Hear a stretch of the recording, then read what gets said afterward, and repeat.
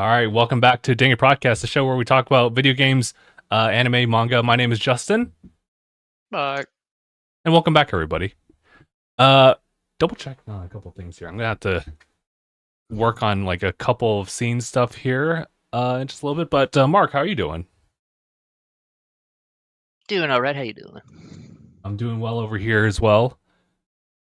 Just making some slight adjustments here, but it's been a solid week, or at least for me. I think a lot of the highlights came into the latter end of this week, for obvious reasons. I've been raving about this being like this is Monster Week, but a lot of that it's at the tail end of everything. I blazed through that story.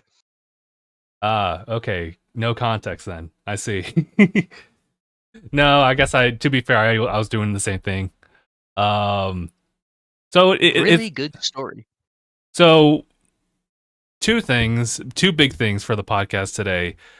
Pokemon Presents, that's gonna be like kind of the main like subject like of this podcast, as well as this episode podcast, as well as Monster Hunter Wilds.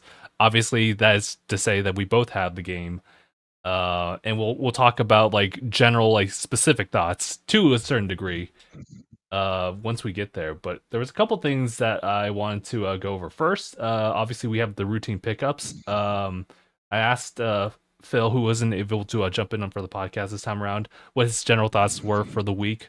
I was also kind of hoping he would give us some feedback on Pokemon Presents, but maybe another time. Obviously, Pokemon Presents, how'd that do? Thoughts about Monster Hunter Wilds, and then we will have our little anime corner and everything like that. So, first and foremost, I wanted to just kind of get the pickups like carried out with this one. I have, obviously, in addition to Monster Hunter Wilds, 3 pickups then. So I wanted to go ahead and get started. I wanted to give major shouts actually to Phil because he gave me, I guess it was it was gonna be a Christmas gift, but you know, because of little Gabriel, he wasn't able to like really talk and meet with a lot of people. But he was able to give me what was it, a GameStop gift card. It was like $25 on it. I was like, oh damn, okay. And you know, considering it was February, like by the time I was using it, I was like, okay, I still have my like $5 thing for the month, so I gotta use that at some point. I was just checking to see what deals worked out, what didn't, and I just went with Dragon's Dogma 2, physical copy for Xbox. It's a pre-owned copy. It was like $40, and like with all that like cut down, it was like $11 including tax. So I was like, okay, I like this. So that was a big dub. Shouts again to Phil for that one. And then a game that actually released physically for us was Bakiru. So I picked that one up as well. I think also Phil will I should probably not overspeak or speak for like Phil's behalf. He'll probably bring it up when he comes back as far as his other pickup. But he also had like Bakiru as well. But there's another one that I'll let him talk about once we get to that point. You know, as I'm kind of doing this, I want to just make sure that I put like an appropriate timestamp here for pickups. But that was pretty much it, like on my end. Oh, and of course, Monster Hunter, I should say. that was a pickup. I don't have anything to show for it physically. I decided to get it on PC this time around. Mainly because I was thinking that similar to Monster Hunter World, and to some degree, although I kind of learned from it, Monster Hunter Rise, they have physicals. But, you know, for Switch in particular, it was the only physical. But the DLC was never ever like given like an actual like thing to be put on cart. It was always a download code. With Monster Hunter World, if I recall, that was pretty much everything like in that disc. So I was able to get that like later on, and that was like a pre-owned copy for like $12-13 or something like that. So I think for my tactic here, once all the stuff, including expansion, because we are pretty much anticipating that sometime later down the line, maybe next year, who knows? Yeah, maybe next year. We'll see how that plays out. And then maybe I'll get a physical copy like further down the line. But that's been good. I was able to take advantage of the fact that PC will typically have codes distributed like elsewhere, sometimes at a good deal. and I was able to find mine for like $57. So I was like, okay, yeah, I think I can work with that. I was actually going to like allocate all that towards today. Actually, I was planning on buying it today just so I can like separate like the funds for like February and March. But I was like, you know what? This is gonna be paid in a similar billing cycle. I'll just go ahead and do it. See if I can make sure I can like take advantage of the deal there. But that's pretty much it for on pickups. I will also hop into the next segment here. Unless Mark, was there any other pickups that you had aside from, Monster Hunter? No. That's 100% fair. Honestly, Monster Hunter is pickup of the year. maybe even like for 2 years if you wanted to. Boy, I got some. All the negative reviews are just coming from the Steam version's performance, but I've had no issues with my console copy at all. That's good. I have some questions about that. That kind of just like ties into like that bit of discussion. But I'm glad that console players are getting the dub here as far as just like general enjoyment of the game. I have a little tiny note from Phil. This is also a little bit of news related stuff as well that he wanted to bring up. So I will go ahead and do that for him as long as I get the time code right here. He was saying on NSO, actually, a game actually got removed from there. So what game was it? It was Super Soccer. He was saying it's not a really important game per se by itself, but it's the fact that this is like the first time that we're seeing possibly correct me if I'm wrong, anyone out there in the chat who is a little bit more knowledgeable or at least has like a little bit more like foresight into all this. This is like kind of the first game being removed on NSO, just like after it being placed in there. So what's going on? Obviously we know that well, maybe not obviously we know, but I've seen people be able to just change software like in NSO. It's a setup where you take just like whatever's the placeholder, just whatever slot you have like on NSO and replace it with another like ROM of equivalent. So for example, you could take any Game Boy Advance game that's already loaded up on NSO and replace it with Pokemon, say Ruby, Sapphire, Emerald, Fire Red, like that kind of crazy stuff. I don't know exactly how they do that, but it's just crazy that you can and it actually works. So, but the fact is that they can just outright just take it out. That's kind of a question of whether or not something like this could happen in the future. Possibly, yeah. Like that is a possibility. I don't think and this kind of goes into the discussions about like, DRM stuff, like when it comes to like digital games and whatnot. Like it's not something that you own, and obviously with NSO you don't own those games. You just are given the right to like just play through them for as long as you have your subscription and that's all like different tier based stuffs, but yeah, you get the point on that one. And how like people will fear that like games just placed there digitally, whether it be the Steam store here and there or buying games digitally on PlayStation, Xbox, Switch, like at some point they can actually just get like pulled away and you won't be able to play that even if you have already bought it. We'll cross that bridge when we get to it. I honestly think that is the case, but for the average person, I don't think you really get affected by this unless like it's a very particular game that you really like to play and it just happens to you. There's also situations where people aren't able to play because of cheating, and that's kind of valid, but that means like even if they try to come clean, they won't be able to possibly like get that game again. Stuff like that. It's some weird stuff. I just remember that as like a GameStop story that like someone told me about, or at a time at GameStop. But we cross that bridge when we cross that bridge. This is just a like first instance, and we just don't really know what NSO will do going forward.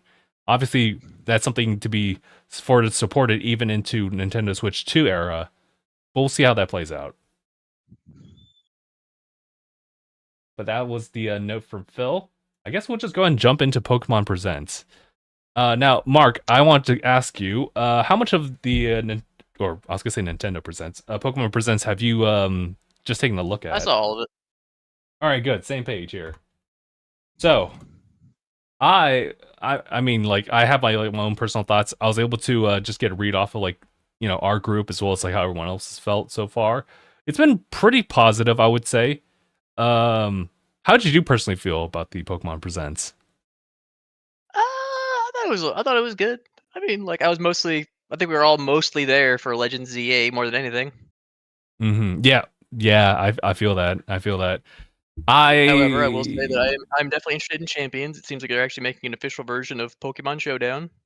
Which people have been Didn't feel saying, like why that don't they though. do Yeah, like I that thought crossed my mind, except for the fact that you can't like fully customize your Pokemon like in Showdown. But right? But I mean, hey, it's still like as long as you can use any Pokemon and it's only focused on the battling, that's pretty much what Showdown is. pretty much, yeah. Although I'm really curious how like things play out, but before I like jump straight into like champions, I did want to like give my general thoughts. I think for the most part, like I liked it. I liked that they were really quick on the pacing on everything, especially when we talk about like the mobile games and everything like that. But I will go back and say that it's nice that they're always continually updating those like particular platforms because I still play Pokemon Sleep. I should be playing Pokemon Go because that's the one that actually like can be universally like applied to like your collection of Pokemon. But the fact is that they all have like support stuff on the mobile games, except for maybe like a few I that may. caught this Deoxys by the 7-Eleven down the street. Yeah, like, and you get to bring it over for champions, bro. That Deoxys has seen some stuff. That Deoxys, that's why his nickname is Similim. Crazy.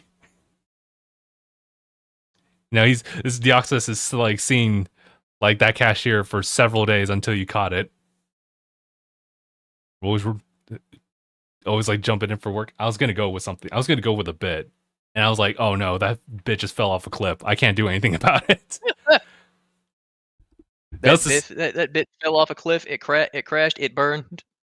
I had a similar situation happen. I think another stream ago, where I had all these different dots as I was talking about something, and I just had like all these like stray thoughts that like just irrelevant to what I was talking about, and I just visually saw them, or just by imagination, them all falling off like different cliffs, and I was like, "Oh God, what's happening? What's happening? Why are they doing this?"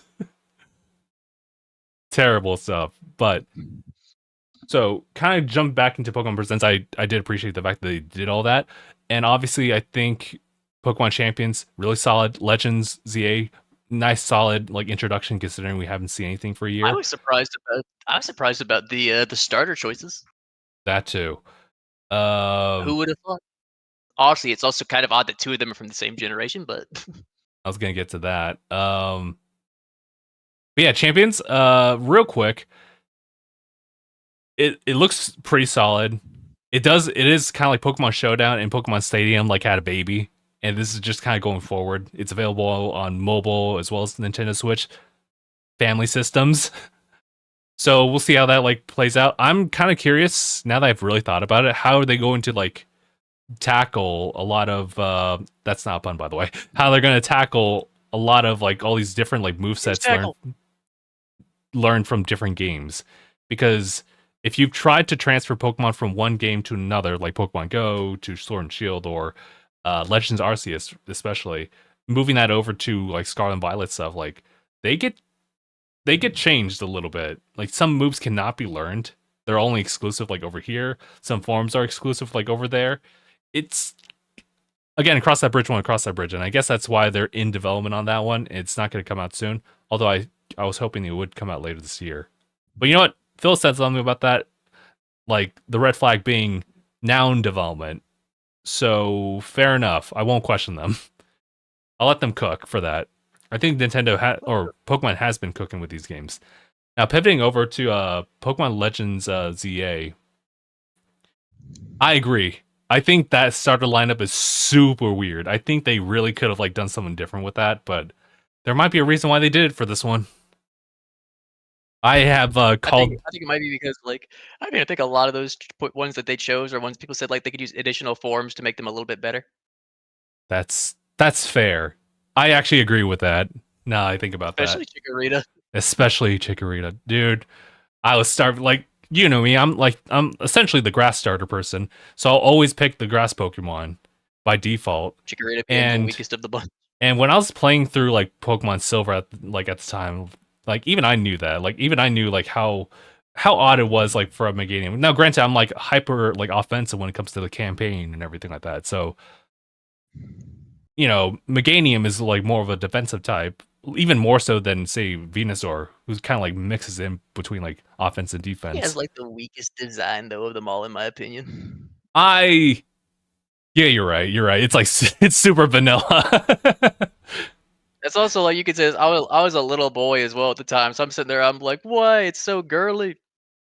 Oh no. But no, for me it wasn't like about that. It was just like really simple. Although granted, I think as far as like the designs on Grass Stars, I think it's a tie between Meganium and Superior. Like I'm not really a fan of Superior's design either. Mainly because it loses its legs. I was like, no, don't do it. I get it though, but like, no. But superior, you ain't got no legs. Where are those?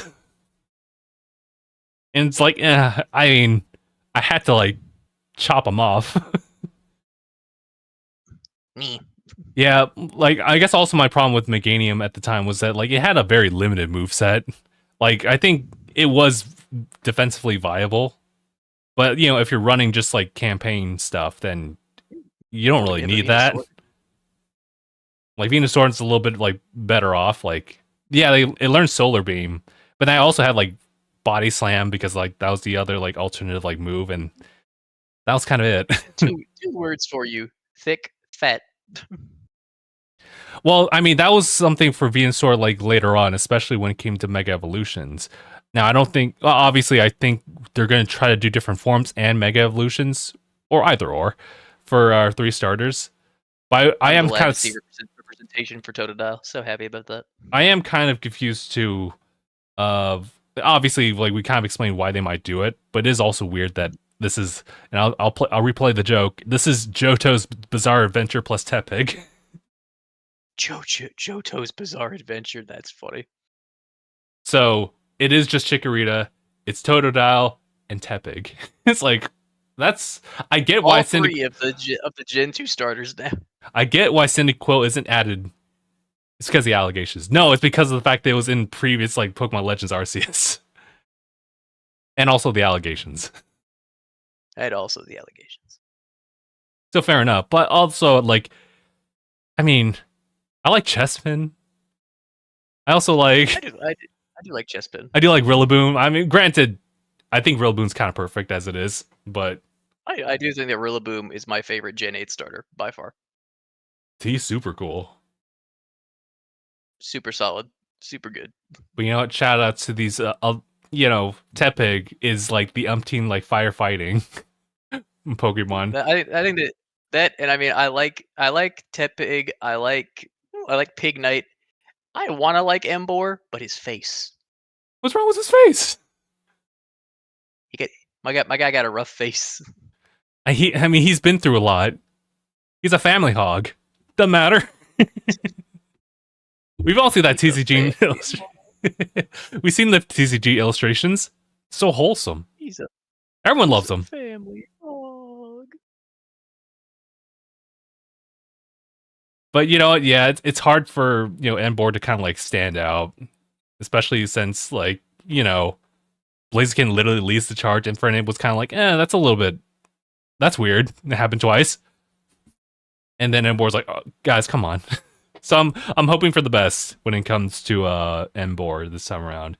Get a different form. Mega Evolution would be kind of crazy.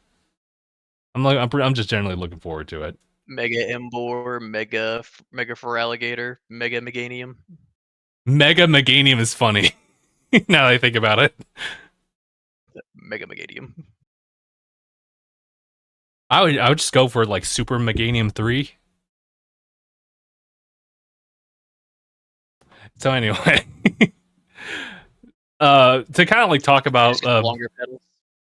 I did actually want to talk about pretty much what we've seen for Legends. We're pretty much like in the video game camp, so we obviously wanted a little bit more information. I think they did pretty well with the coverage so far, especially since a lot of it was just kind of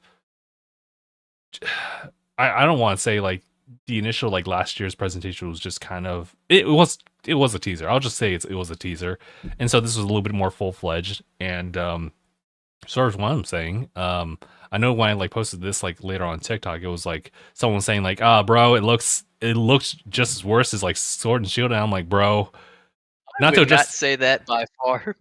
I'm not gonna address that one in particular, but like I think this one looks really solid. That's a bit of a ridiculous thing to say. Anyway, regardless of like how some others feel, I personally feel that Legends looks even better than, well, I mean, I guess when I think about it, it seems pretty obvious, but it definitely looks better than Scarlet and Violet for sure. Like overall, the game looks really good. I think Scarlet and Violet does wonders as far as like add additional like details to like how the Pokemon looks, but as far as like the general art direction, I think it's super solid, especially when we look at the environments. I think it's making it like just exclusive to Lumio City, or at least I assume that's just the general hub / like world that you're just going to work in, and it's just a fully realized big city with some biomes here and there. I think that is a like pretty solid choice. Now there's going to be a lack of like variety, like initially if you're just seeing like, oh, here's a grass patch over here, there's a grass patch over here, these different zones, but they're all just grass themed. Then I am kind of curious about that, but I'll let them figure that out. More grass. More grass.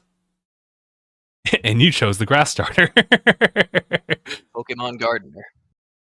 Oh, that actually sounds like a pretty decent idea for a game, actually. How is that not something they've already done? I don't know. We have Pokemon Sleep, and we have Pokemon Brush Your Teeth, for crying out loud. You're right, that is a thing. Hey, where's my updated Pokemon Brush Your Teeth? Pokemon Brush. Just play the Safari Park like as I'm brushing my teeth. We have like the music and brushing like system going on there. Like they just have to take that technology and like figure that out. It's the Justin Bieber toothbrush, but every time you brush instead of playing Justin Bieber, it just catches a Pokemon. Or actually, I don't know if this works. I think they would have to. It doesn't really work because they already have a Nintendo alarm clock. But if they made their own like separate alarm clock, it can be just Cynthia's theme. But it plays a little bit faster as you're like waking up. You're trying to give people PTSD? No, we're just trying to get them to wake up. So yes, you're gonna wake them up. You're gonna wake them up with trauma. I've seen a little off tangent. I saw this short about like a bunch of folks who were just playing just like military wake up calls for people to see like how they respond, and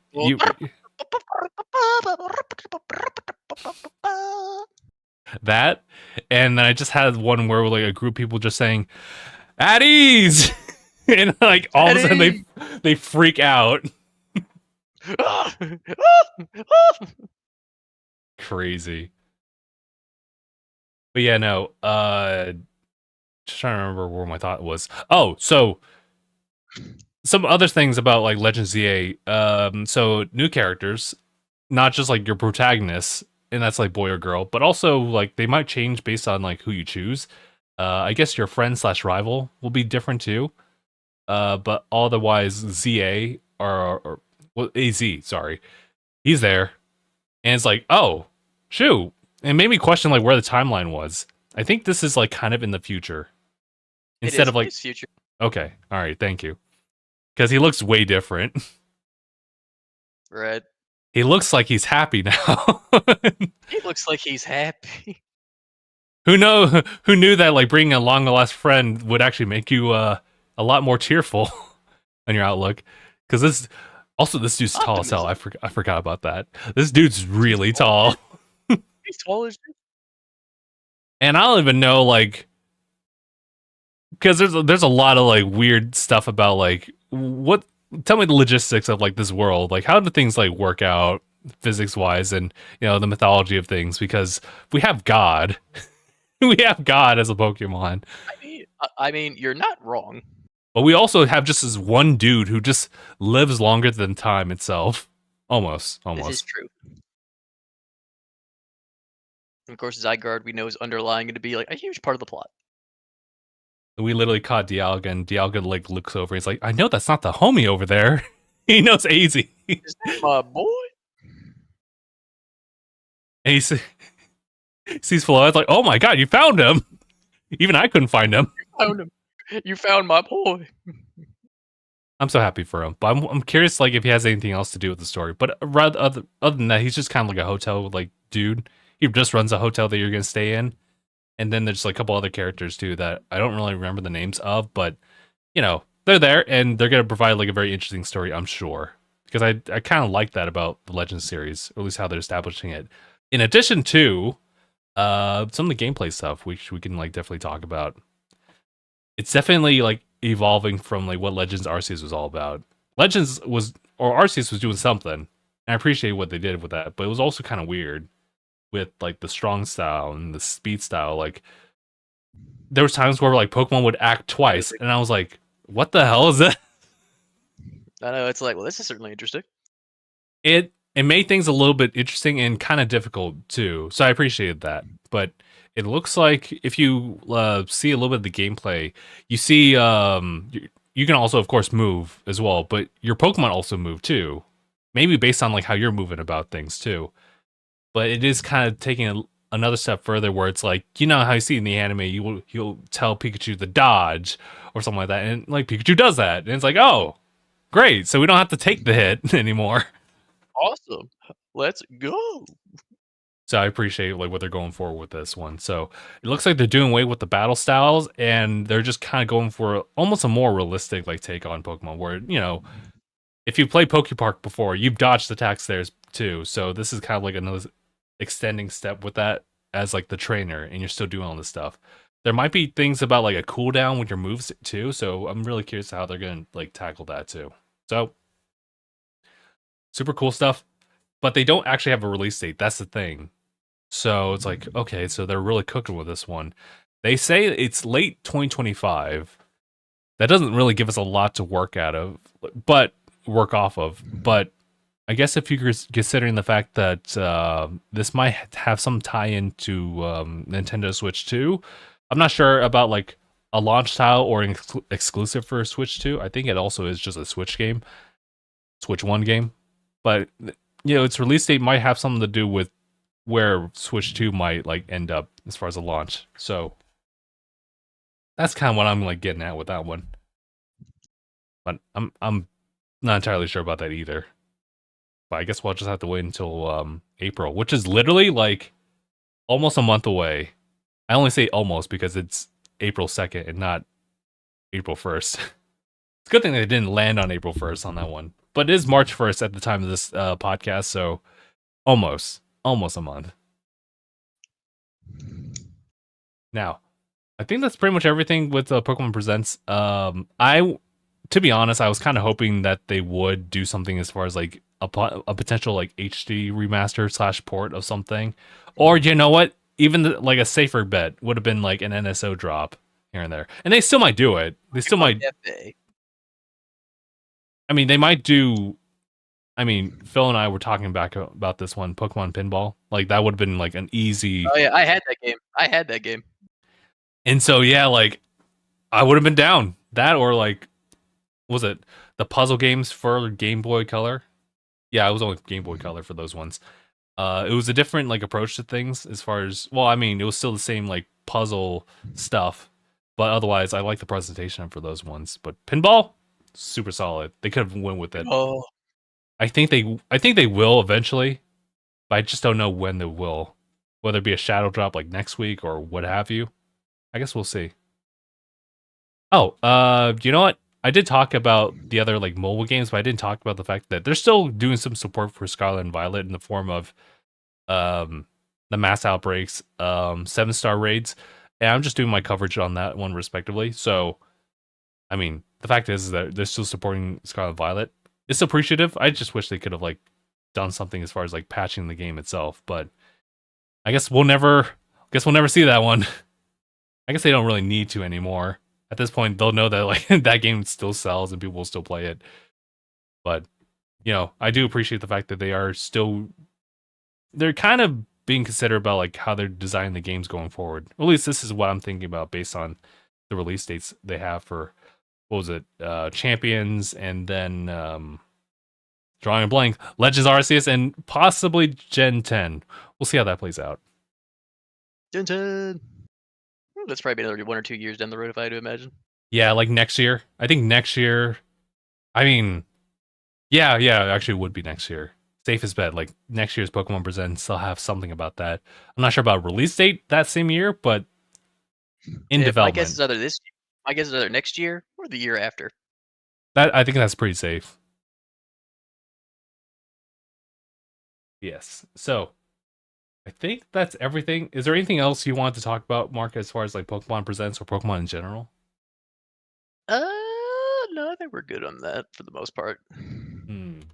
Alrighty. In that case, we move on to a little bit of Monster Hunter Wilds.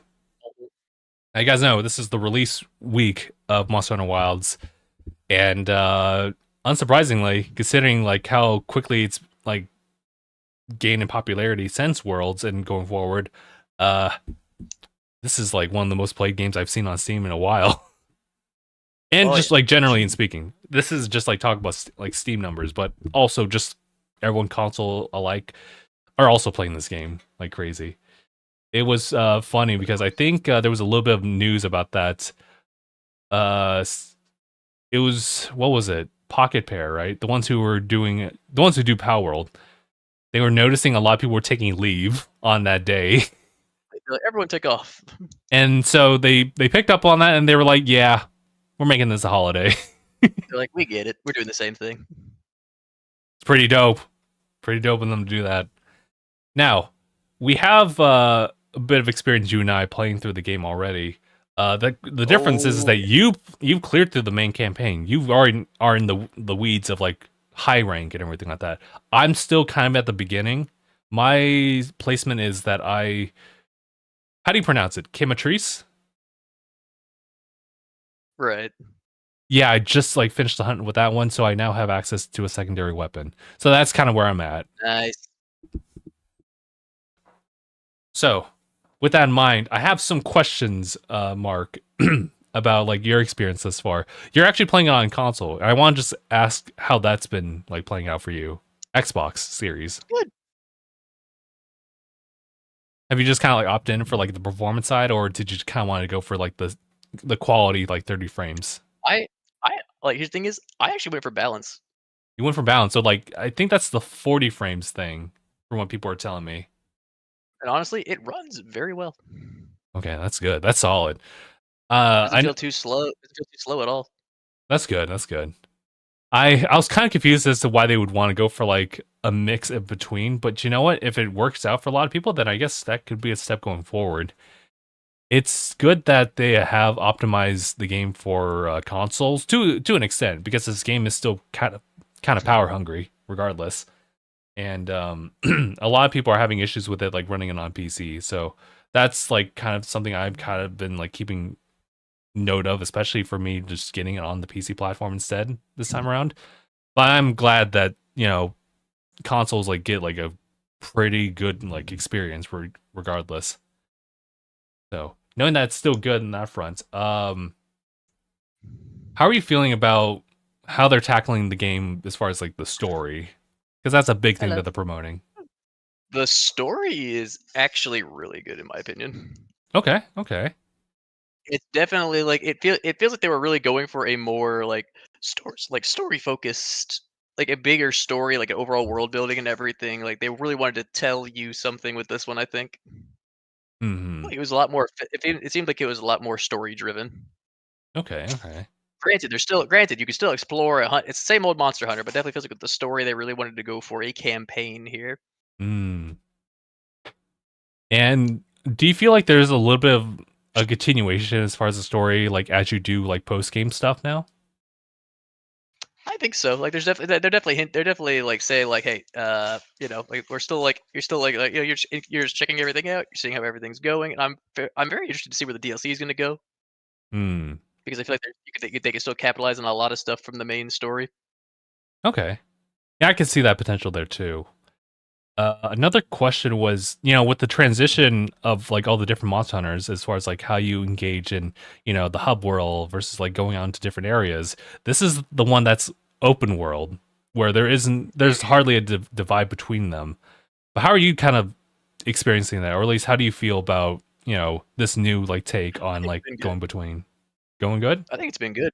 Yeah, I think I know they're going to add a gathering hub. I think they've said before it's to be in their first title update is to be a gathering hub. Oh yeah, I did see that too. It's interesting I think they should, because you I think they go should here and focus on the there. rest of the stuff to make the gathering hub sooner. Hmm. It's interesting how they've like approached like this whole like layout things. I think it's for the better. I think it. I mean, I am kind of used to the whole mission layout, like since World and Rise, but this is kind of like blending them in between. But in a way, you could still kind of have that similar experience too. There isn't much of a time limit, from what I understand, aside from like clearing the monsters, and then it's like okay, up until like mission clear, and then you'll just move on to the next area, or the next thing. I've noticed that like when it comes to some like quests here and there, where it's like, oh, there's just like a really quick setup, and it's just like, okay, well, you're at home base, and you just have to make your way to the monster, clear that out, you're done, and then you automatically just get warped back into the hub area. So like, okay, it still kind of feels like that, but otherwise, everything's kind of streamlined where I'm cooking like whenever. I can just cook whenever I'm just going to do an action. It doesn't have to be this Yeah, whole you routine just break thing. out the portable grill. But now, as far as how you feel about, I guess, the progression of your character, like making your armor and your upgrades and like that, does that feel any different in a good way, like from previous games? In some ways, yes. What's weird is if you don't get all the parts right now for some of the monsters, like some of the armor pieces aren't showing up, which I found a bit odd. Oh, hmm. This is interesting. Okay. Like, I mean, you can see that the armor, you can see that they're in the set, but you just can't see the set yet because you're missing parts. Missing parts for it. Oh, okay. That's Like, interesting you to got to go hear, fight though. it more. You got to go fight it more so you can get the rest of the parts. And I'm like, okay, I mean, That's I fair. get why, but at the same time, it's like, just show me the rest of the armor pieces. Hmm. And I guess like kind of like honing in on more like that. I know that when you're crafting some of these armor pieces, just like in other games too, they have like different abilities like, tagged onto them. Where if you complete the set, you get more of that, and it seems to be a set bonus as well that I don't recall Oh yeah. seeing in previous games before. But do Um, you think I think they this? were in. I think so at least. Some of them had armor set like Hmm, complete bonuses. I think those are in world as well. I think. maybe okay. I just get maybe I'm just focusing on like the particular skills that you like take on with it. Um, Are there any like I mean like right now early game right now the bonus skills are or the skills that they come with aren't really like crazy or anything like that. They seem to be kind of useful, but they don't seem like useful in the offensive type of thing for me. Like there's speed sharpening, Right. I of get what course. There's item prolonging, so that's kind of nice, but otherwise nothing that says like you get additional damage here and there or additional maneuverability with your like weapons like so far. But is that something I'll be seeing like very soon? From what I've seen, like, I mean, there are some things where there are some more aggression focused skills from what I've seen. Hmm. Okay. Okay, I feel a little bit more confident about that. Right now, I think it's one of those things where I can pass on a lot of these like armor pieces. Like I could just kind of wait them out, especially since I'm always thinking about things in high rank and later on, because that's where a lot of like the good stuff is going to be like at. So at this Of point, course, like high ranks were always like you're gonna find a bunch of like really cool stuff is at high rank. yeah. Now I would also just recommend people just to go for like armor sets and whatnot, like just kind of going forward, slowly build them up, especially when it comes to like weapon upgrades here and there. But they're not absolutely mandatory, especially considering like the jumps, like for what I'm seeing right now, are kind of like small here and there. But they will definitely see a difference once you reach like end game stuff, I'm sure. But I guess like my next question was something about the aesthetics of like weapons and the armor. Has there? I mean, there's probably some really good ones. And it's hard to like not spoil it either. It's like, oh shoot, what can I ask? What can I ask? What works you? Oh, I mean, God, I guess I can maybe ask a question about some of the monsters. Like, have you like found like a good group of favorites?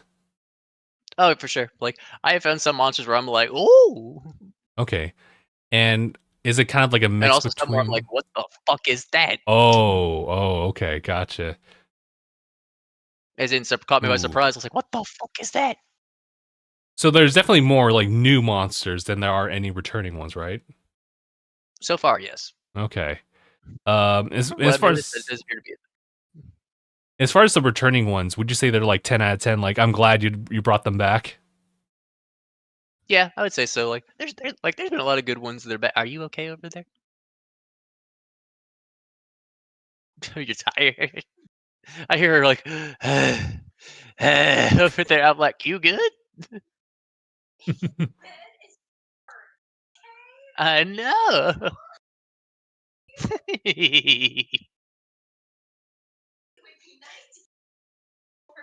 I'll help you a little bit. I love this girl.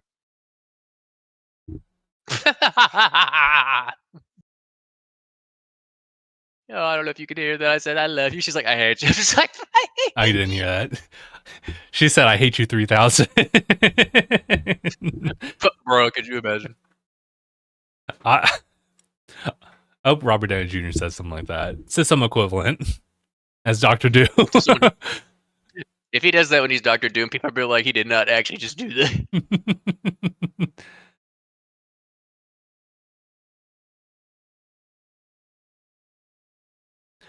Oh, but I guess that yeah, okay, so that's all in regards to the monsters and everything like that. So I guess like a personal question, like what are your kind of like main two weapons that you're using? Great sword, obviously for me, and insect glaive. Oh, okay. Is this the first time you're I'm using mostly insect using great. glaive? Trying to use it more, I would say. Like Hmm, but I mean, I've been using a great sword has definitely been my mainstay. It's gotten me through most of the game. that's fair. Pretty much got me through all the game. Has Oh, using greatsword reliable. here been kind of different? I mean, I know some movesets have changed up, but do you think it's like improved for the better? Bro, I gotta say, countering with the great sword in this game feels so nice. They know what they're doing. The devs know. I can tell you that I picked up on the update stuff for the charge blade. I'm still maining the charge blade, and right now I'm using the bow right now. I have some understanding of the bow and how it works, and I'll just see how that like Bow is plays out. strong. I I saw like a bit of Rise content about like two like elite bow users, and I was like, homie, they just wrapped this up in like 3 minutes. What? Crazy stuff. Maybe 3 minutes of just an artillery barrage. It was insane because they were like in sync with every single move they They, did. oh, Dude, they're built different. But I wanted to say that they've done wonders for Charge Blade as far as like letting you charge the shield like more directly than before. Because nice. charging the shield like was a whole like combo and a half. But here it's like, okay, well you can just go ahead and charge and then like hold B and then it'll just like charge it up like that. I'm like, okay, all right, that's cool. And there's like your axe mode, but there's also Savage Axe, which lets you go into like the Oonga Boonga stuff. And the way that they incorporate like that into focus mode, super solid. I love focus mode actually. It makes me Oh, yeah, feel focus mode I've yeah. enjoyed a lot. Mm-hmm. Like, especially for wounding, because wounding is very useful. Yeah. I think it just kind of changes like the dynamic of like the fights too, because like at a certain point you're just like bashing the monster, avoiding the stuff, but once you have like those like wounded areas, you're like, oh, let's actually like focus in and just do some bonus damage, like whether it be with your weapon or you have something else in mind. So also the mounting stuff is like a thing as well. I forget if Oh Rise yeah. has mounting, but it was like using the wire bugs to maneuver around and fight other monsters, which I do appreciate still. But you know, we're back to like World just definitely like World had the classical like mounting like the what is like yeah. the original mounting Mhm. essentially. It's like Monster Hunter 4 introduced mounting, like with the insect glaive, but I do know that Yeah. like World also did like, mounting. Rise did writing in favor of like instead of Yeah, like yeah. mounting. Which was fun because I liked bashing Oh into yeah, other it was a lot monsters of or fun. the wall. It was it was fun using the monsters like you're like a character. Yeah. Hey, dude. I quick tangent. I've been trying to run Wilds on my Steam Deck. I'll tell you right now, it doesn't really work. I was I gonna think say that ain't happening, is it? it's I don't think that's crashing a happening. lot. I can't like even at the lowest settings, it's not working out. But I could have sworn I saw someone like actually make it work. So I've been trying to like figure that out. But I also had Rise on Steam as well, and obviously it was built for the Switch. So just like upraising a bunch of stuff like and putting it on the other consoles and PC, it runs very well on a handheld as well. So it's just kind of crazy because sometimes I think I look at the art style for Rise, and I think like some elements of it is a little bit stronger than Wilds. Wilds decides to go for a little bit more of a kind of a desaturated look. Everything seems a little bit more like gritty to and kind of flat sometimes, but Kind of a world aesthetic like they did with World. yeah. But I feel like World had a little bit more colors to it as well. But I mean that's hindsight bias, so I Fair. guess we'll see. I that is to say though, I think Wilds looks super realistic, and I do like the approach that they went with this one. Graphics are really good for Wilds. Yeah. So we'll see. Oh, dude. I mean, like, I'm just thinking about like what's ahead, but it's like, don't even bother. This already looks good as it is. But oh shoot, what was I gonna ask again? Oh, well, considering that we kind of hopped up from Rise and like what it introduced as far as like rideable like monsters that with you during hunts, like Palamute and stuff like that. How do you feel about the Sacred? I really like it personally. Yeah, I kind of appreciate like what it does. I like that similar to what you do with like the Palamute, you would be able to pull back from like combat and just like sharpen, heal up, and then just jump right back in. And now Uh, it can glide. and it can glide. I also like how it automates like going to like hunts, and you can use the opportunity to like just take like bits and pieces out from like the environment just to gather instead of just kind of Right. running into them. So I think that's pretty streamlined. What else was there?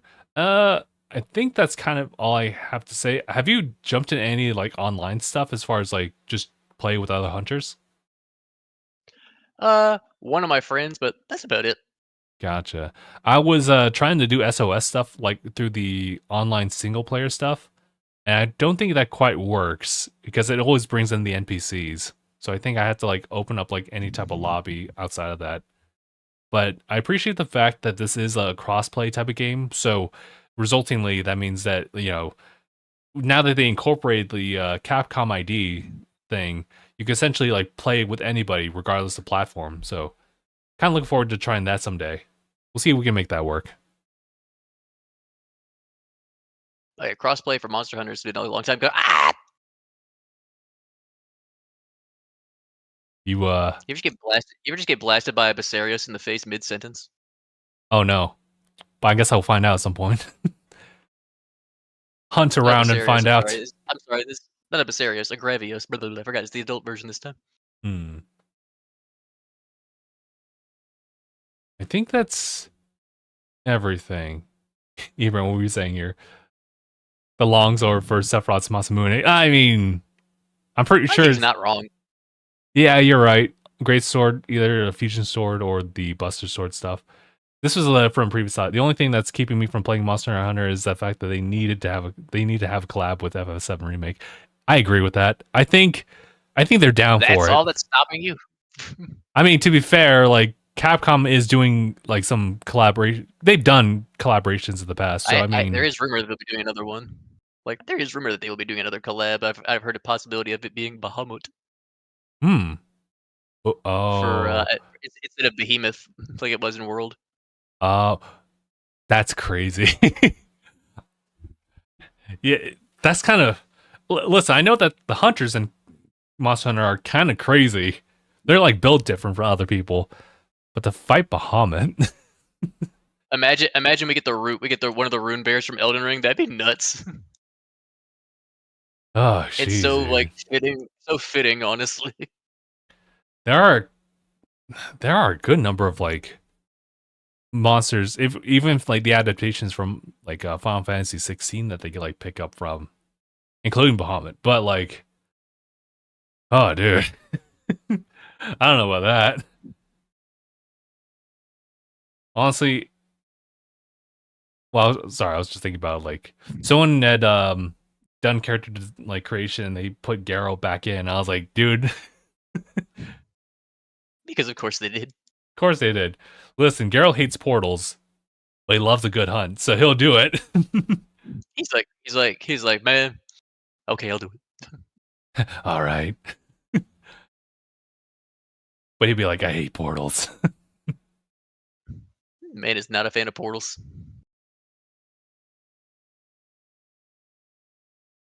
Ibrahim, I think you should always assume that Capcom will do collaborations within their own like line of franchises.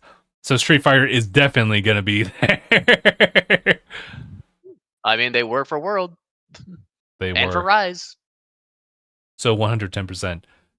Now the funny one was, oh dude, I remember that Rise had like Sonic. Your Yeah, Sonic. Palico would go super Sonic. It was so funny. I gotta bring that back. Also, they also had Mega Man in the form of Rush. That's a Palmute. It's so funny. True. But yeah, no, I think you might see a little bit more variety too. Also, Oh yeah, for sure. outside of Capcom, best believe that Teenage Mutant Ninja Turtles is gonna somehow fit themselves in there. I know it. Oh, They've been going crazy with collabs, but honestly, considering where Capcom is now, I think you might see a little bit more. Like I can see, honestly, I think an Elden Ring collab really isn't that far fetched. ooh, that'd be I really don't think crazy. it's that far. I don't think it's that far fetched, to be honest. But I guess the question is like, if you were to do that with Elden Ring, like, what aspects would you try to make collaborations with? Would it just be like armor stuff? Would it be like a particular character? Armor. I mean, armor and monster, armor and a hunt. I would imagine probably could be for the rune bear. That the rune bear is like very monster hunter friendly. You put it in, I'd assume. Hmm. Unless they just go balls to the wall and put in the Elden Beast Oh my. or one of the wood dragons. Yeah. Yeah, that's fair. I was thinking about like particular characters, and Radon. Radon, dude. I don't think you do. I don't think he's like NPC friendly per se. Like, and there's not really a lot of like NPCs that are like you can really just drop in there and they're like, oh, well, I just need help here and that's it. I'm not sure. That's actually kind of an interesting one, but yeah, I can see where you're going with monsters. I think weapon stuff would be kind of sick though. Even if it's just like a Oh, for layered sure. armor type of thing where it's like, oh well, maybe it doesn't work for me as far as like the actual like skills, but maybe just layer armor it and be like, okay, well, I can work with that. Trying to think of some other ones. I guess kind of like a last like bit of questions here. As far as returning monsters, would you have like a kind of a handful of monsters you would like to actually have a comeback?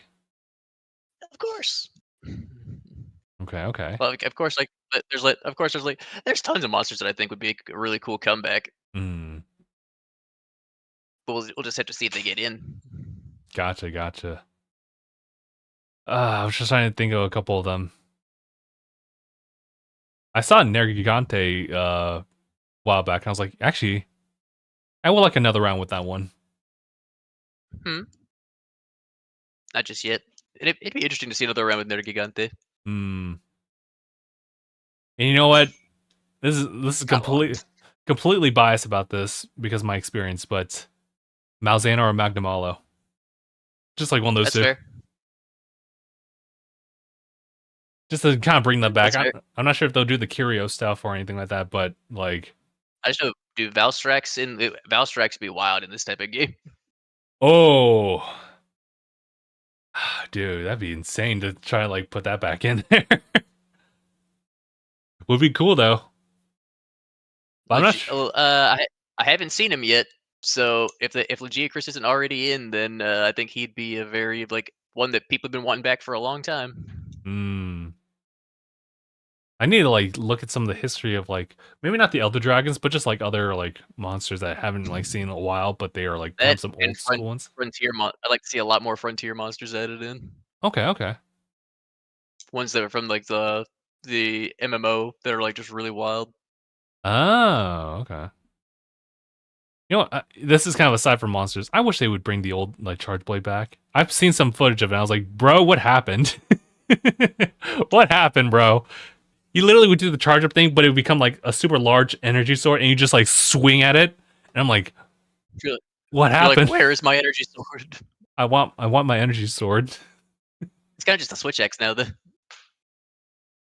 I mean, yeah, you're kind of right. Although the only thing that has going for it, like to make it different, is just because it has a shield aspect of it, which I should be using a little bit more of, because I know that if you do a perfect block and then you press Y, then you just jump into Savage Axe instead of just doing like the wound focus attack thing. Still viable. There are a couple of routes to get there, but I just want the energy sword because that's sick. I think that's everything. Yeah, I think that's everything I'd say about like Wilds going forward. It's just committing the time to really get into that. And I also really want to see There's also different skills. the thought of if we'll see Rajang return already. Oh, of course. Wait. Yeah. No. Yeah. I kind of can see that. Because at this point, like, Wait, I don't know the patterns of like when monsters get to like jump back in. Obviously, there's staples like Rathalos. They'll always come back. They'll always come back because that's just like poster boy stuff. But I obviously have seen Rajang like show up like a couple times already. So it's like, yeah, I could see them just showing up another time. Honestly, maybe they should just come up with like a full-fledged Monster Hunter that has all the monsters back. Super Smash Hunter's Ultimate. I was getting ready to say, technically that was Monster Hunter Generations. Like Generations Ultimate especially. But I mean that doesn't include the one that didn't really include the ones from World. Yeah. It also didn't I mean it didn't include the obviously because I think it came out before World. Hmm. But of course, like it'd be really cool to see one that actually does like feature everything. Everything. Even I forget their names already, but even the freaky ones from Rise that were kind of like the end game ones. Oh yeah. Actually have like their figures like over there. Where they got some like weird bulging sacks in them. I'm like, ew, that's gross, but you know, it is a Weird big like hit. bulging sack. It is a big weak point, so I guess I'll go ahead. Oh, you're talking about like Ibushi and Narwa? Yeah. I like their respective like Palmute and like Palico sets. The fact that there was Oh yeah, just their two of armor them, is really cool. and I was Very like, Raijin and Fujin. yeah. Also for you, like for the hunter as well, that was actually pretty sick too. But I ended up like going for like something that worked for my build. So which is why I'm so curious about like how the skills are gonna look end game of Monster Hunter Wilds. Because right now it's just kind of like very simplistic stuff. But granted, I'm very early on in the game, so they won't go crazy yet. Not yet. I think one of my main focuses is just maybe just keeping in mind of all the other optional like field research stuff that I just typically ignore. Straight into the hunts. Obviously, they have a much more of a focus on the story this time around, so I'm really curious how they're gonna play that out. Oh yeah. But yeah, okay. As for our last little segment, I think we can go ahead and get started with it. I'm just gonna go ahead and just like type it down right now. A little bit of an anime corner bit here. I think last time I talked to you, Mark, you haven't really done anything with what was it, solo leveling. And I was just gonna give you a general thoughts of the recent episode that dropped. It's pretty emotional. I've heard mixed reports. Mixed reports, huh? Okay. Just towards the English dub. English dub, right? Oh, are they caught up with that? I didn't know they were simulcast like that. I think so. I think I heard the English dub for it. I think I heard the English dub for it could have gone better. Huh. Okay. Right now, I've just been watching it like through sub. I didn't actually realize they had like simultaneous casts like that. But I was gonna say this episode, it's big payoff, because we already had like the crazy animation in the previous one. This one was definitely like, okay, now we're going full circle as far as like Jinwoo and like what he's been doing, what it all meant, and now what's next. Sung Jin-woo. So I've been super happy with it so far, but I've also just been watching like my like mainstays like for the season. And I guess the ones that like stand out a lot would just be ReZero right now, because they did wrap up on like another fight. So it's like, okay, things have paid off. Super glad about it. They also have memed Amelia like up the wazoo with this one. She did the urararara, and they, oh dude, like if you remember One Punch Man, the moonshot reference, I was like, oh my god, insane. And that's all I'll really say about that one. But yeah, crazy stuff. But I guess we're moving on to another fight. It's been kind of like that. It reminds me of like some of the shonen episodes where you'll have like a sequence of characters fighting each other, and it's usually like one faction over the other one, and you have like the main characters, the supporting cast, like versus other characters of a different faction, and it's pretty much running like that. That's kind of like the whole point of like this like second half of like the season. So fair enough. Right. I think it's super solid though so far. Also, what was it? Dr. Stone. My boy got shot. I was like, oh shit! Oh my god! Yep. Crazy. You sure about this? Do it. I was like, no, wait. Yeah, I remember that happening in the manga. I was like, holy fuck. That's insane, bro. Why would you just do that?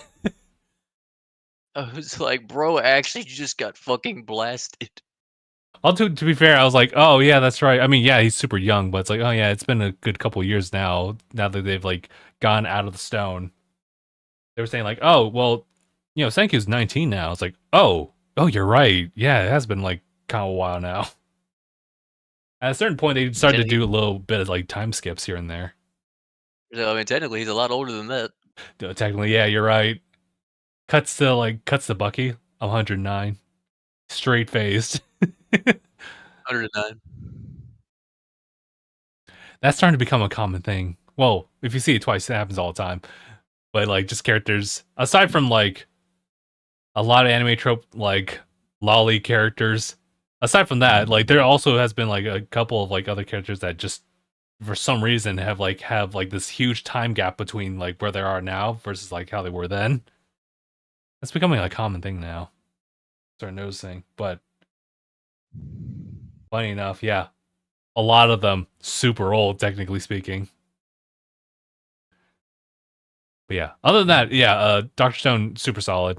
I think they've just been keeping pace with things, and again, another thing I could praise about the show is the fact that like it always has like these different like changes, especially when you introduce more and more characters. That's kind of typical for shonen, typically, but the fact is that like the beats are just kind of different, both in the soundtrack and the opening and ending songs, but also like just how they like approach things like from like arc 1 to arc 2, 3 and onwards. Because I look back on how the plot had progressed, and it was like, oh well, circumstances like really changed like ever since like the first season. I'm just glad it's one of those shows that like has like really gone up there as far as the popularity and allowed it to get like anime showings for this one. Super nice. Oh yeah, I was actually kind of curious as far as like the creator's new work. Mark, have you kept up with that? Oh yeah, I've kept up. Okay, how's that going? It's going pretty good. Okay. It's definitely got the Boichi feel to it. Oh, how does that like as far as like the art style, or are we talking about like how the story's the art going? style, absolutely. Oh, okay, yeah. But it is. You can also see the hints of like, yeah, this is a Boichi work because I have read some of Boichi's work ever since Doctor Stone. I've read some of his other work. I read a manhwa that he did, Hmm. which was like essentially like involved the main character being Marco Polo going through all kinds of like different worlds, like all different types of like different dimensions. Interesting. Oh, all right. Wait, And then wasn't of course let's say yeah, like that reminds me. When were we talking about one that was like speaking only German, right? But that was something different, right? that was call it that. Oh wait, that was the one about Beethoven from Shonen Jump recently. Yeah. Okay. Okay. Gotcha. Gotcha. I didn't. Well, I guess it makes sense. I wouldn't be aware of other works if like I'm just starting to like see like this person's work. Mainly because like oh in this case with Doctor Stone like that's the only work that I know of in, but I didn't know about like previous works. I only knew about the new project. Right. I mean, I think it was like, I think it was like, was it time string theory, Marco Polo? Maybe that's maybe what it's called. Hmm. It was a newer work that had been done. Oh, I see.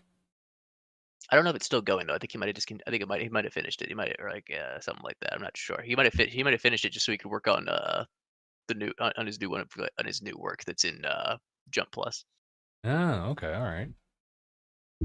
Yeah, I need to start following some of the actual like creators themselves because I've been curious since Hunter's Guild, right? The one that got canceled. Hmm. Yeah, Red Hood. Horikoshi's protege actually. Yeah, Um, his one of his old old assistants. assistants. Was kind of curious as to where like his projects have like gone, if he's still doing anything. I've been seeing Red Hood volumes in Barnes and Noble and Books a Million. Really? Hmm. Like just like up until like that point I mean, like of a the few story? months ago. Oh, I see. I see. I was gonna say like, A few months ago, like, I was seeing the volumes, like, 1, 2. oh, okay.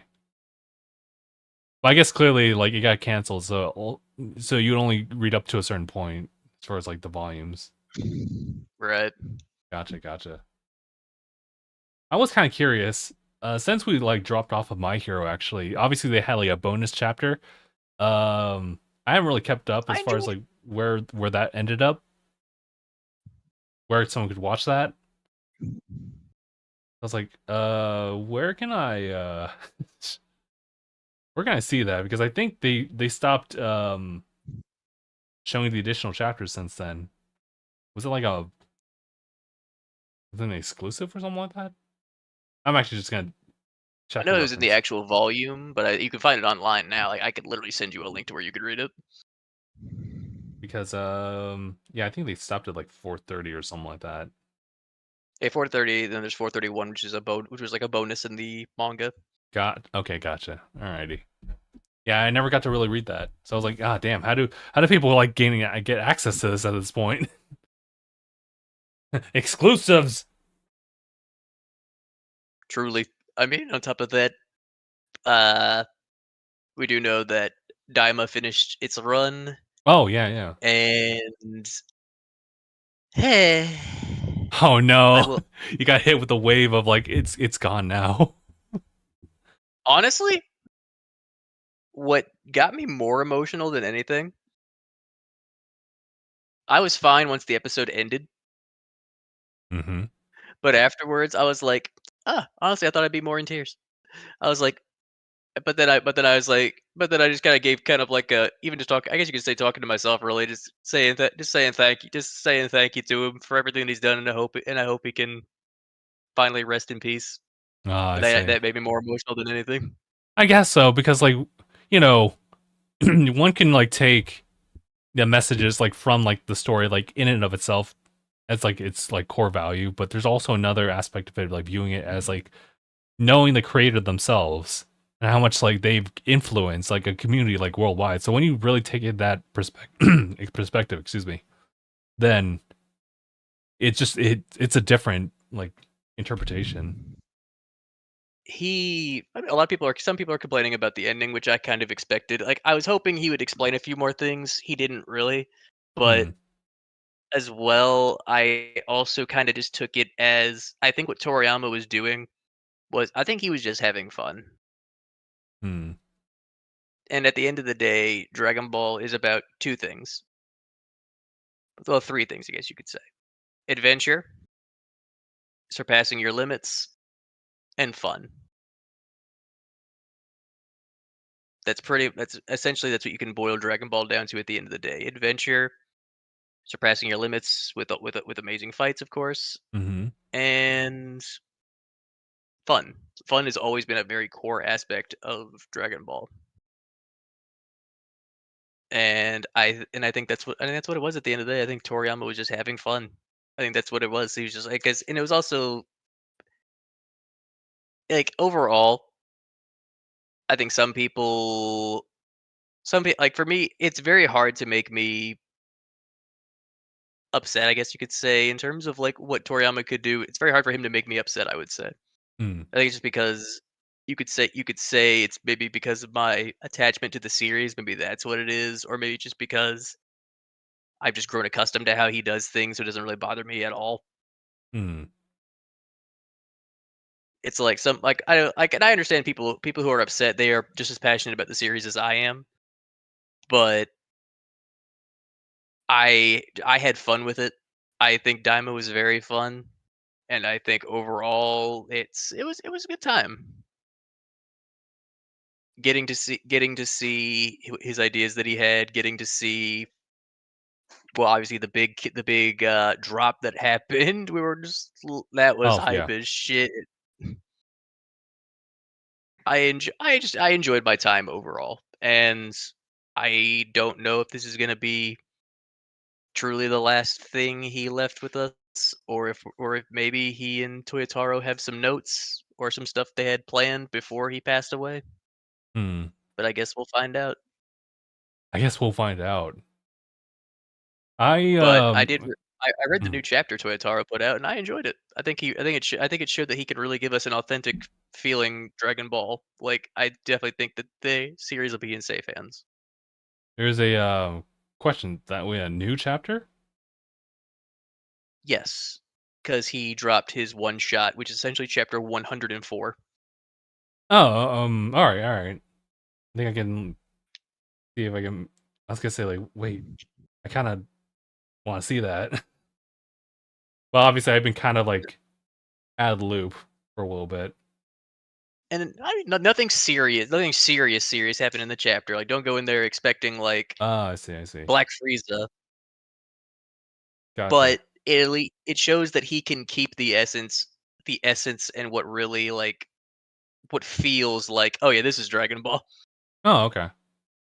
Because like I feel like the way he does it is like because Dragon Ball, I will go into it, and if it just because there's obviously I could compare to any of the fights of the super arcs. Obviously, it feels like Dragon Ball. Z feels like Dragon Ball. Original Dragon Ball feels like Dragon Ball. And of Okay. course, if I look at what Toyotaro's done in this chapter, obviously it feels like Dragon Ball. He's got down to a fact right now, and I think that that's a good sign that the series is in good hands. Hmm. And I think that it felt original, like not, in terms of like, but not original, I should say. Actually, it felt like Toriyama had just done it himself, honestly. Hmm. And that's why I think Toyotaro is going to succeed in really doing his teacher proud. Gotcha. All right. Were there any other works you've been just keeping up with, Mark? Oh, I keep up with a Hmm. lot of different manga. Gotcha. Gotcha. I mean, Kagurabachi has been very good. I am very much looking forward to seeing that animated at some point. Yeah, I look forward to that too. On top of that,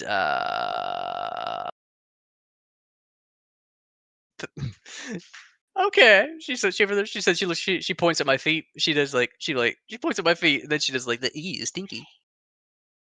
She's like, "Hey, what are you gonna tell people?" That was a He's like, "What?" crazy stray. She's like, "Why are you tattletaling?"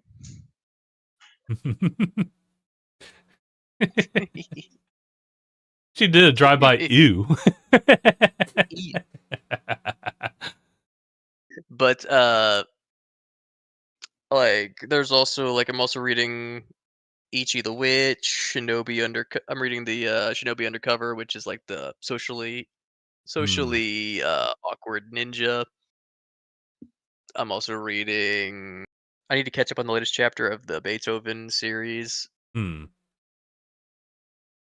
Am I reading another one? I think I know I'm reading more. I just can't remember at the moment. And let me see. Like I just read a bunch, That's good. so I'm That's just good trying though. to remember. I'm just trying to remember everything. I could list out like names of different series here and there. But I'm just trying to think like well, I don't know where I would stop it. Oh, I see. I see. And of course, like now that we have our apartment and we just have our own space, she and I have been like I know like where it did because now Disney Plus. That's the one of the few. It's because since Netflix stopped the password sharing, so we can't just watch Oh stuff on Netflix. yeah. So, because from my brother, but we can still watch Disney Plus. Oh okay. And since Disney Plus is getting a lot more anime now, we can finally watch Spy Family season 2. Oh nice. Because I was waiting for her to watch it, Nice, nice. so it took a little bit. I hear you. And like I need to catch up on solo leveling so bad. I am behind. Hmm. I mean, I've heard it's fire, but I still gotta catch up. You know what's been consistent? I don't give it the appropriate flowers for it. Ever since I talked about it last, it was a Shangri-La Frontier. It's just been Shangri-La keeping Frontier up. is awesome. I was like, dude, it's just been keeping consistent. Like, what's going on? Oh yeah, Shangri-La Frontier is sick. Hmm. I do need to catch. I was like, I started season 2, but I need to catch up with the rest of it. And of course, I have been reading the manga as well. Oh, cool, cool. I was just thinking about the manga. I was like, I've never really seen like the works for that one either, or it's like how they want to go for it. Another like interesting like take on the spacing, especially like now we're kind of like jumping into it like another arc. Um, I don't really talk too much Each arc about as Red. we go down each of the 7 colossi. Yeah, pretty much. And like with this one, it's kind of like an in between where it's like, oh, okay, like hold on, let's take a break from that. I think I appreciate that they do that too. Like, there's definitely arcs where it's like, let me focus in on this one, but it's like, oh wait, there's obviously more to just like a game like this one, like an MMO, where you actually It's have also active genuinely things. funny. Yeah, yeah, that there's a lot of comedy like written there too. But the fact is that they're also keeping in mind of the fact that yeah, we got things to do out in life, so things are gonna happen.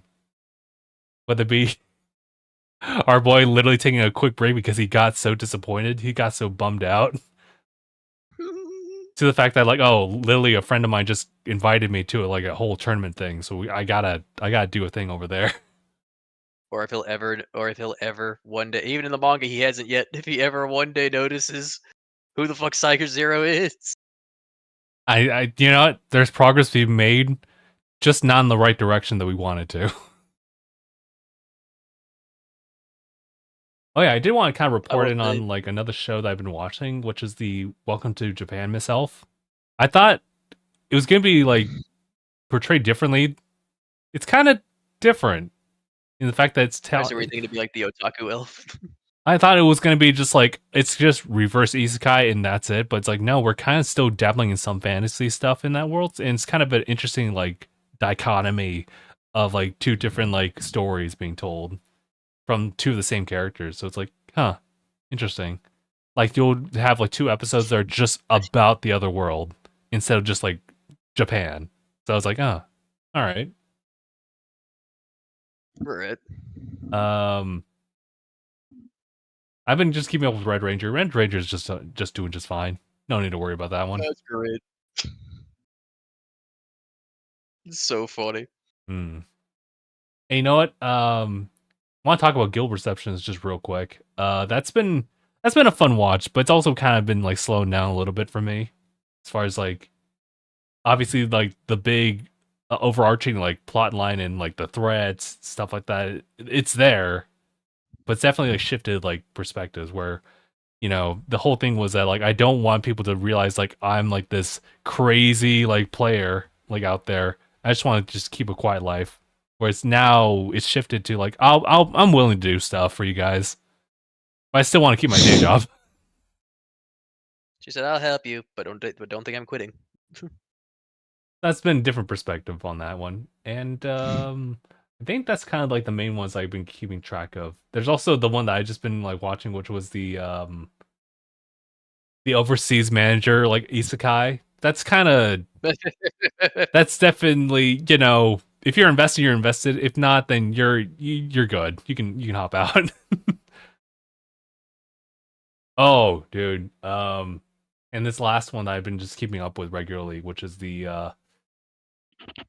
God, I don't have one that I can summarize on this one. This is it's a fantasy one that has the whole live streaming thing about it. What was it called? It was like I left my A rank party, tell my former students or something like that. Um, Pursue Twitch. yeah, like as seen on Twitch. I'm kind of getting seen on Twitch. as seen on Twitch. I'm kind of getting frustrated with the show, honestly. And it's not even because of like the I'm not even, it's not even because of the plot or the action or anything. It's about this one antagonist character. I'm like, bro, you need to move on. Because the idea is that like, you know, our main character leaves that party, and all of a sudden, that party left has a lot more work to deal with, and they're struggling to get by without him. And it's like, what's happening? And they have this weird perspective of like, oh, you know, you have the right to join back up with us because you made our lives harder. And it's like, what? Bruh. Like, their fates are kind of like unknown right now, but it's been like 6 episodes. I'm like, I'm tired of them. You have to join. You have to join back with us. You Because like since you left, our lives have been harder. It's like, huh? like you owe us, and it's like, bro, no. That sound like a you problem. It does sound like you problem on that one. Yeah, I like didn't seem that concerned when I left the first time. not many characters, fictional characters, I should say, really like bug me like that. Except it's this one where it's like this shit was like personal. it's like why are you acting like this? It struck a nerve. You were like, oh.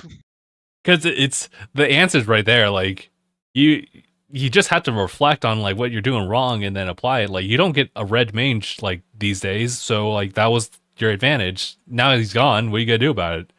Clearly, recruiting him back is not an option, but it seems like that's the only option for them. Best be looking till you find another one.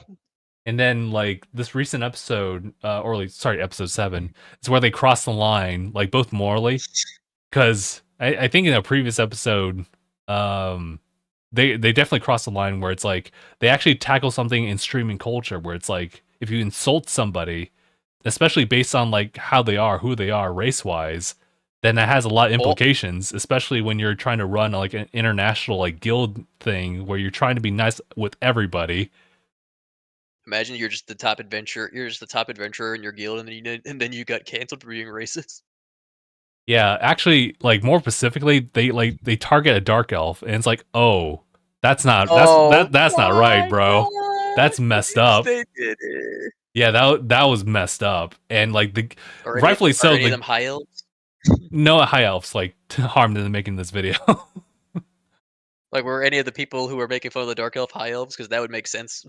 No, not like that. It was like literally like you see primarily just humans, and then there's elves, and then like there's orcs and everything like that. But because high elves and dark elves got beef. They do, yeah, they do. I did hear about that. But the situation was that, you know, this is a whole guild like operation type of thing, and then like this one dude gets called out because he literally just refers to like the main parties like dark elf, our main party's dark elf,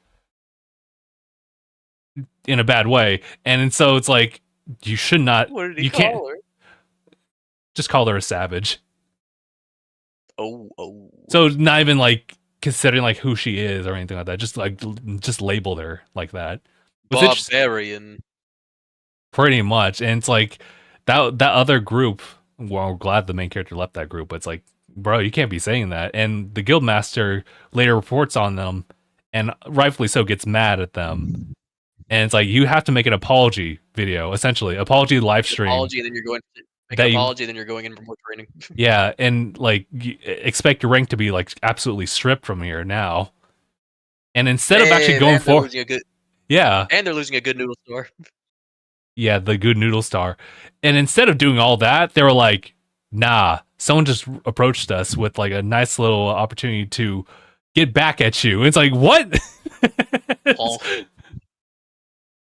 and it's like, we're screwed either way, so we're gonna bring you down anyway. And like, dude, oh my god. Oh no, fuck that.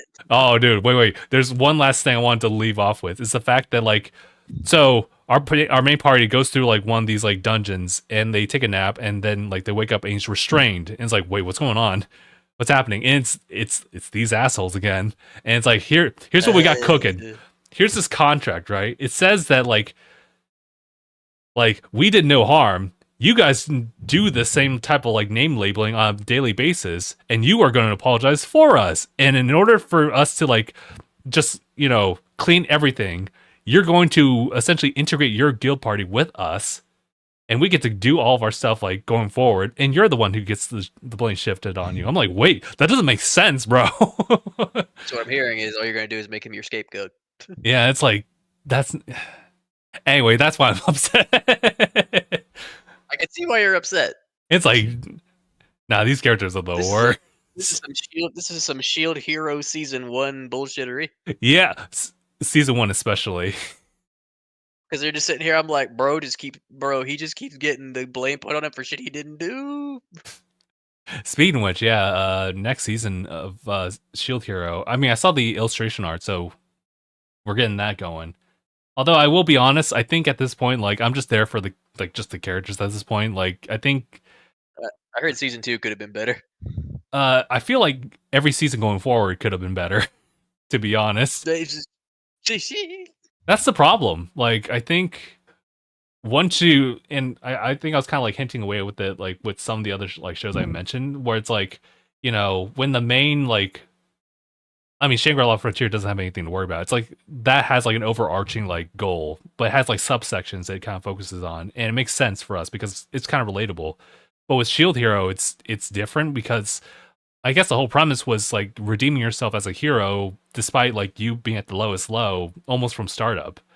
But Naofumi already has that prestige. He already has that reputation brought back to him, so much so that like the other heroes are following behind him. So where do we go from there? Like, where are the new threats? And like, they could have just ended with Season 1, but then again, there's plenty more to tell. Yeah, there is more to tell, but like how they like execute that, like in a way that is like compelling enough for the viewers, that's kind of the challenge. And I've started to notice that a lot, like with that show, especially since it just gets more and more seasons. But again, like, I mean, they cut stuff out in Season 2, and that's one thing people were upset about. Yeah, I think they do quite a bit of that too. But I think, yeah, Season 2 was kind of egregious with that, from what I understand. Like they barely cut out like a lot of stuff. Mm-hmm. And I don't know if I'm pretty sure Shangri-La Frontier gets that too. But I don't know. I think that one just is able to take care of like a lot of its arcs like pretty well, even if there's not like quote unquote strong ones, like quote unquote strong ones. And what I mean by that is just really cool action and whatnot. But I think it just carries it well with like, you know, the characters and like the obvious circumstances of like, oh well, there's not really like, yeah, I guess that's the thing. They don't really have like stakes to that show per se. It's just, you know, it's just a goal in mind, not life or death. Whereas like, I think, well, it was kind of the same thing with Shield Hero. That also has stakes, but maybe not the craziest ones. Actually, no. But there are stakes. There are stakes. And Shangri-La, not really, actually. He could just stop playing this game. That's it. You could just stop, you know. You could just quit. But nah, dude, he got that Monster Hunter taste. He figured it out. You ready to say he is just that man just likes a challenge. He is yeah, absolutely he is a Saiyan for trash games, and he got a taste of something good. A game that's at its peak. Then he went Super Saiyan, and now he is just charging through. I'm really curious about that. Yeah, there's like some other world building like added to that, but they're taking it very like casually, step by step, which I can appreciate on that front. But yeah. All right, that was quite a bit of a tangent. I guess I can go ahead and wrap up. Was there anything else you want to add, Mark? No, I think we've touched upon everything we need to touch on. Alrighty. Well, I will say as just like some closing remarks, Pokemon Presents, pretty solid. It was alright. When I have to like really think about all the things. Updates. I kinda wish there was NSO and like H3 Masters. That's why I'm like just marking it as a 7. But yeah, you know, it was alright. It was alright. And then Monster Hunter is gonna take over our lives. That's all I want to say about that. Alrighty, guys, we'll go ahead and call it here. Thank you all so much for tuning in for this episode of DangIT Prodcast. It's been episode 537. My name is Justin. Mark. Thanks for watching, everybody. #bye, everybody.